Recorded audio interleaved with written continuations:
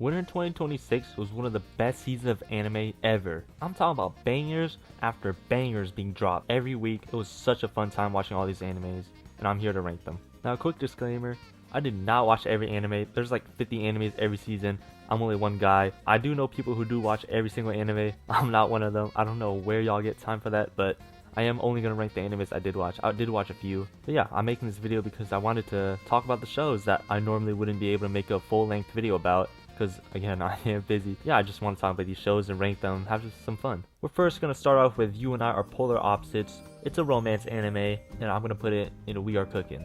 It deserves that tier.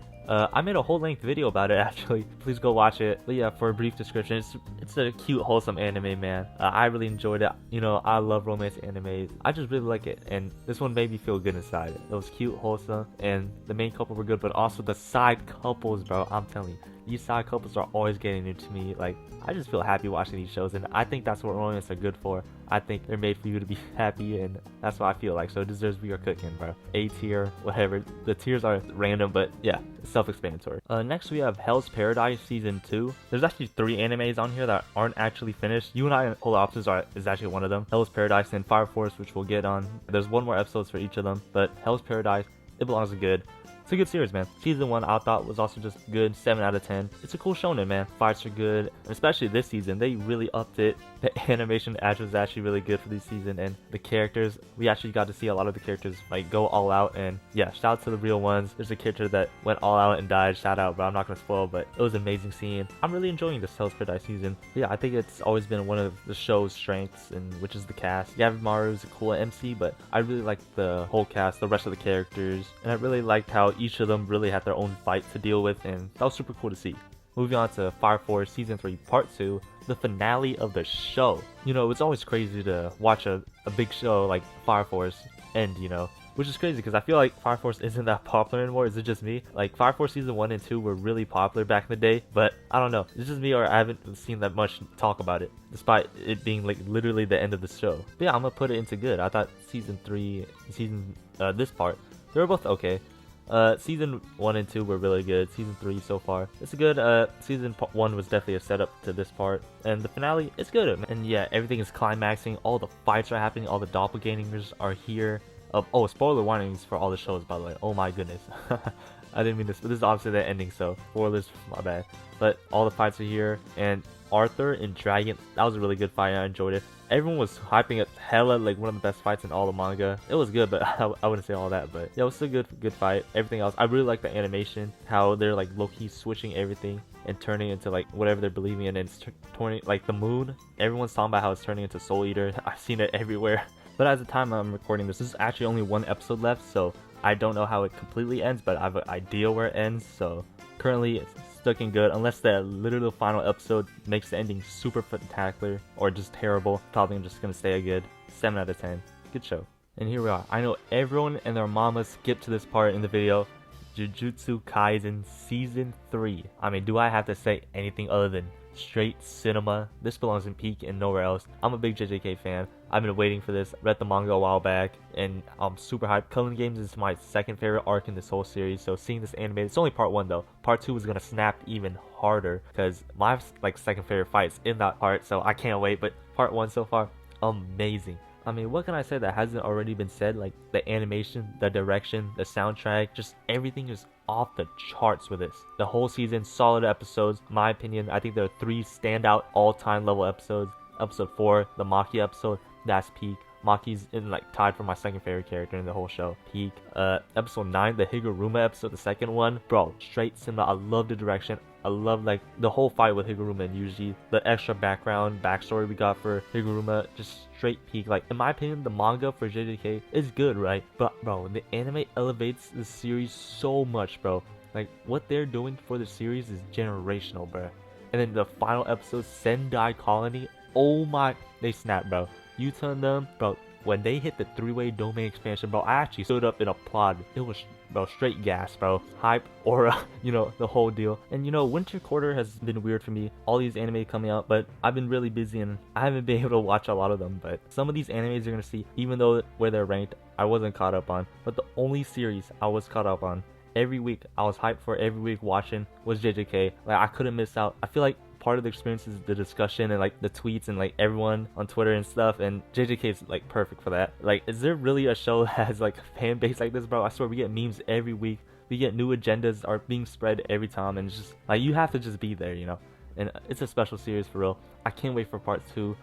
Season 4, I guess that's what we're calling it. I don't know when it's coming out, probably next year, I assume. But Hikari versus Kashimo, come on, bro. That's gonna be straight gas, bro. Oh my gosh, Kashimo, that's my goat for real. Tied again for my second favorite character. Choso too, oh my god, all my goats, bro. Season 3, phenomenal season. Moving on to another hyped up sequel, we got Frieren Season 2. The highest rated anime of all time got a sequel, and it was actually number 2 of all time on Mal. It's actually down right now, but yeah, this season has been really good. I'm gonna put in We Are Cooking 8 tier, 8 out of 10 in my opinion. I thought it was really good. Not as good as season 1. Season 1 snapped so hard. Season 2, it's good, man. Like, what can I say about Frieren? Everything about Frieren is just literally crafted to be perfect in my opinion. Like, objectively and production wise, there's literally nothing wrong with Frieren. Everything is like 10 out of 10. It's just missing that like oomph that gives it the, you know, extra points that season 1 had. But season 2 is good, and apparently everyone's telling me season 3 is gonna be peak. Golden Country arc, that's like the best arc for Frieren. So season 3 I have high expectations for. That's gonna be peak. I just know it. But season 2 is good, man. Like, I know I've said it's not as good as season 1, but still, season 1 is literally one of the greatest anime seasons of all time. So it's not disrespect for season 2, man. I still think it's really good. The Northern Plateau, crazy. I mean, the demons are insane. The fights are getting crazier. Episode 7 and 8, insane fights. Bro, the animation was actually crazy, bro. This might have been the best Frieren has ever looked. Maybe the height of magic, that episode in season 1. I will say this season very felt like new quest, new town, new monsters. I just wish we had more characters, and I know we had those 2 S-class mages at the end that helped out, but you know, I guess I just really miss Ubel. But like, you know, I wish we got more characters, but still, I know it was only 10 episodes, so obviously they couldn't introduce that many new characters, but yeah, just overall same old good old Frieren, you know. Amazing show, what can I say? Nothing bad about it, just a good series, man. Alright, we got another seasonal romance show, Tune Into the Midnight Heart. It's actually the most recent anime I've watched. I just caught up literally like a couple hours ago to make this video. I needed to finish this, but yeah, it's a good romance show, man. Like, these romance shows, like, sometimes I just watch the trailer or like I just see clips and I just know certain shows are just gonna be like Cookie Beast coded. Because there are certain romance shows that I do like, and it's very obvious if you know me, but I totally thought this was gonna be one of them. And I'm not saying this is bad. I'm just gonna put it in good right now. I thought it would be way higher. I thought I would put it into We Are Cooking, where you and I are and polar opposites are, but it's a good show, man. I just wish it had a little more, bro. Like, I feel it had all the potential, man. And I know manga readers have said the adaptation is not that good. The manga's way better, so I might give that a read, but the anime is really good. It reminds me of Quintuplets, you know, a bunch of girls with the main character trying to help them out, and eventually, you know, a romance develops, you know, common rom-com stuff. I love all the characters. The main character, I love, bro. Shout out, man. And the girls, oh my gosh, I love them. I love their dreams, what they want to do, and I like how each episode we try to spend time with one girl and just try to focus on them and build their character, and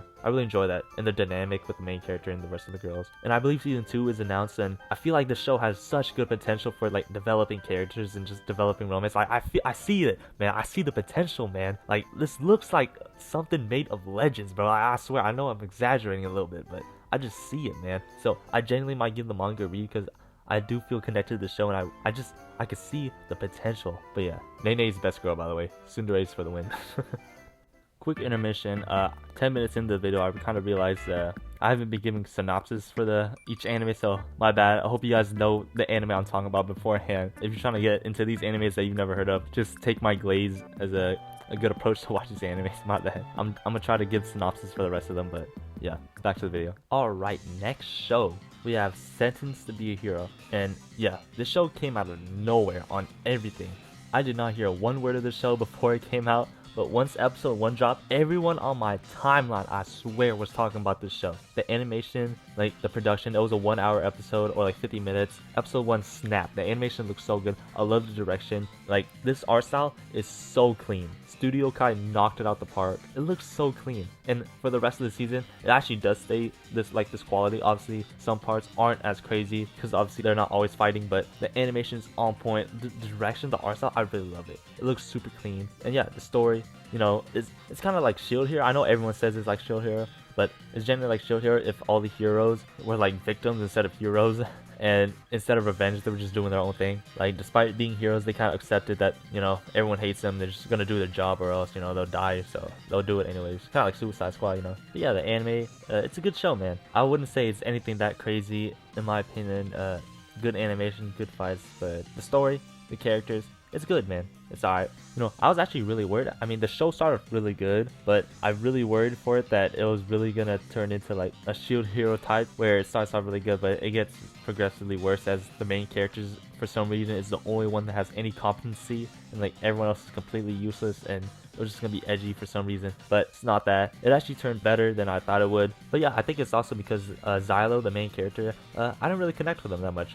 He's a good character, I guess, but he did what he needed to do. He just was serviceable. He's not a terrible MC. That's all I'm trying to say. He didn't ruin the story. He was just good, man.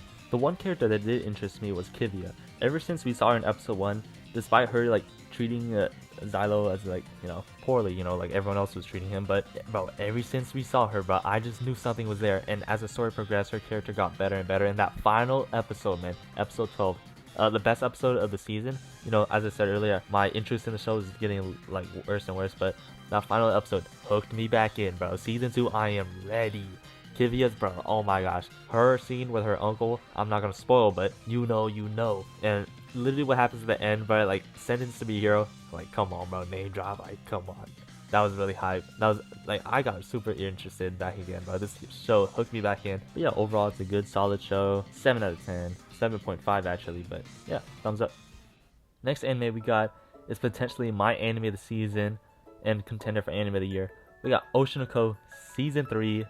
And yeah, I have a lot of thoughts. So much thought that I might genuinely make a whole video just for this anime. I actually don't know how much I'm gonna talk in this video specifically, because I did want to make a video for it. But season 1, season 2, phenomenal. Like, this show was supposed to be made of legends. The manga was peak, but then the ending happened. I assume most of you guys already probably know what happens in the end, because it was like everywhere. But yeah, as I was watching season 3, as much as I really love season 3, like the arcs that did happen, I mean, this is leading up to the ending, so before the ending, everything else, again, was peak, but it just lingered in my mind. As a manga reader, like, Oshi was supposed to be, like, one of the anime of the decade, like, one that defined this generation, but the ending just, like, lingered, like, just really bad in my opinion. It, like, betrayed all my trust in the series, but I'm trying to, like, watch this anime without the thought, but it's really hard. It just lingers in the back of my mind, but I'm watching the show, and I just remind myself why I love this series in the first place. Like, oh my gosh, Kana, like, oh my gosh. If you guys don't already know, Kana is one of my favorite characters of all time, and after this season, I would like to announce she is now my second favorite character of all time. Like, I just love her character so much. Like, it shouldn't be a surprise to anyone why I love her, but ever since I saw her back in season 1, man, like, I just knew something was special in her, bro. It's just like my favorite female character of all time now. Like, the Scandal arc, everything with her and Aqua, and everything just after that, and how despite all the bad things, all the terrible things that are constantly happening to her, and just the terrible things in her life, she decides to not give up. And it's just one of the most beautiful, like, themes in all the media, and it's a constant theme that you see everywhere, and I still love it every time I see it. And the way they portray it in Kana's case, it was just beautiful. I cried so many times. Like, it's so peak, bro. Like, I can't even speak properly from the show. Like, this show was supposed to be generational. In the final episode, an hour long, the Ruby stuff, literally we're in the ending right now. We're in the end game. Season 4, I think it's probably the end, right? We're in the movie arc. Yeah, I don't know, man. Everything else before that, just super peak, man. That's all you need to know. Finally, the last anime on this video is actually also another potential candidate for anime of the year and anime of the season. We have Fate Strange Fate. Yeah, Fate is back with this series, Strange Fate. It's set in America. It's a fake war, apparently, and the shenanigans are back again. And before I talk about Strange Fate, I want to preface that I've only seen the Ufotable series. I've only seen Limited Blade Works, Zero, and Heaven's Feel. So I haven't seen any of the other Fates, but I think that's all I need to know to get into Strange Fate. Originally, I didn't even want to watch this. I didn't watch the one episode that they released like 2 years ago, but everyone talked about this, and I was like, I guess I'll tap in, you know. So I watched that. It was really good. And then Strange Fate came out. Bro, blew me away, bro. Like, this, like, oh my gosh, dare I say the best Fate of all time. Like, again, I've only seen the Ufotable ones, but is that crazy to say, or is it just me? Now, I do know a lot of novel readers have a lot to say about the series, about it being rushed, but I'm not a novel reader, I'm an anime only, and what I got was really enjoyable for me. And yeah, it feels like a common thing for these winter animes, but yeah, the animation was on point. It's A1. A1's my favorite studio of all time. I mean, they just snap on everything they do, I swear. But the Oshi, Hiroyuki Sawano, back again. Bangers after bangers, bro. The soundtrack was phenomenal, bro. Animation clean, but it might be real. I love this art direction. It may be the best Fate has ever looked. Hands up. I said it. I just really love the way this Fate really looks, man. The characters just look so good. And speaking of the characters, man, the cast is so good. I mean, we got so many good characters, bro. I swear. I mean, we got the usual suspects. Gilgamesh is there. You know, we got to see my goat Waver. Like, shout out to bro, man. We saw Ryder again? Yo, come on, bro. Those are my ghosts in Zero, man. Shout out to them, man. I love them. But not gonna lie, I think they've been overtaken, bro, for my favorites, like Servant and Master combo.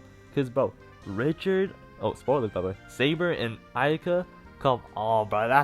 Oh my goodness, bro. I love them so much. Like, Richard, I'm just gonna call it Richard, bro. I hope y'all already know. But King Richard, bro, he's probably my new favorite servant of all time, bro. Like, his charisma, I just love the way he presents himself, and he just oozes cool. Like, I just love the way he's just there, man. He can just stand there and just, like, bro, aura, he's aura farming, I swear, bro. I genuinely just, like, I don't even know what to say or how to describe why I just love him so much. But yeah, him and Ayaka, banger, bro. I love them, man. And the rest of the cast too, man. We got Francesca, like, bro, like everyone else, bro. We got Kinu, that was a banger, bro. Episode 6, bro, banger. We got a bunch of other characters. Flat, bro. Flat Escardo. Come on, bro. The final episode, bro. If y'all didn't watch the final episode yet, man, I'm not gonna say much, man. It's just Flat's my goat, man. Hey, shout out to him, his servant, Jack the Ripper.